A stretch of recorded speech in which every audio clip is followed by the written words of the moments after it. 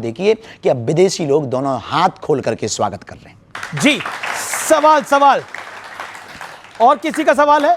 हाथ खड़ा करें। गुरुजी, मैं अलीगढ़ उत्तर प्रदेश से आया हूँ।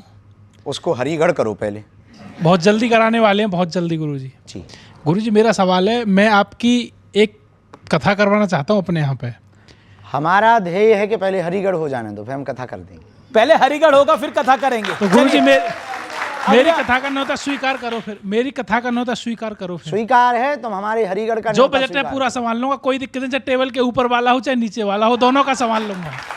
तू बदनाम काहे को कर रहा है? बेफिजूली में आग लगा रहा है। ना टेबल का नीचे वाला चाहिए ना ऊपर वाला चाहिए। हॉस्पिटल के लिए जितनी श्रद्धा हो बेटा दे देना, हम कथा कर देंगे तेरी।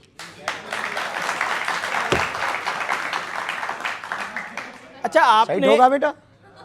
आपने हॉस्पिटल की बात करी। अस्पताल को बनवाने के पीछे उद्देश्य क्या है? लोग मठ मंदिर बनाते हैं, अपना आश्रम बनाते हैं। आप आश्रम हॉस्पिटल बना बनवा के रहे हो। यदि हम मरेंगे तो कंक्रीट का बन है और हमारे चेले उसी मठ को लेने के लिए हमारे मरने के बाद लड़ेंगे। देश में बहुत मंदिर हैं और बालाजी का मंदिर है ही है, उसको बड़ा बनाने की आवश्यकता नहीं। कंक्रीट की बड़ी बड़ी बिल्डिंगें बना करके मरे तो देश को क्या दे के मरेंगे? केवल घंटियां बजाना, पूजा पाठ करना, हनुमान चालीसा पढ़ना ही धर्म नहीं है। जीवों पर दया करना, दीनहीनों की मदद करना, गरीब बेटी का घर बसाना और अपनी दान पेटियों में आने वाले रुपयों से भूखे को भोजन, प्यासे को पानी देना और रोगी को निरोगी कर देना भी धर्म है। जी, इसलिए हमने विचार किया कि हम मंदिर भव्य नहीं, अस्पताल भव्य बनाएंगे। इस देश में अस्पतालों में मंदिर बहुत हैं, हम एक नई क्रांति चाहते हैं। मंदिर में अस्पताल दिखाइए। मंदिर में अस्पताल दिखाएंगे। जी, सवाल। गुरुजी, एक छोटा सा सवाल है, हिंदू राष्ट्र कब तक घोषित होगा? जब तक इन स्टेटों में जैसे सब में महापुरुष बीजेपी सरकार हैं, सभी स्टेटों में बीजेपी सरकार, एक दो स्टेट को छोड़ गए। सरकारों से हिंदू राष्ट्र नहीं बनना है भैया, लोगों के विचारों से हिंदू राष्ट्र बनना है। जी, सवाल क्या पूछना चाहती हैं आप?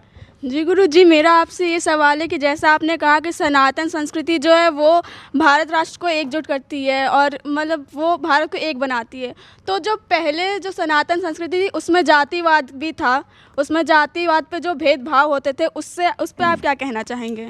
सन 1400 ईस्वी में आदि जगत गुरु भगवान रामानंदाचार्य जी जब प्रकट हुए तो उन्होंने कहा था घोषणा पूर्वक, जिनके 12 शिष्य थे, 12 शिष्यों में कबीर भी, रैदास भी उनके शिष्य थे, कबीरदास जी भी उनके शिष्य थे, रैदास जी भी उनके शिष्य थे, 12 प्रधान शिष्यों में। तब उन्होंने 1400 ईस्वी में कहा था, हरि को भजे सो हरि को होई, जात पात पूछे नहीं कोई।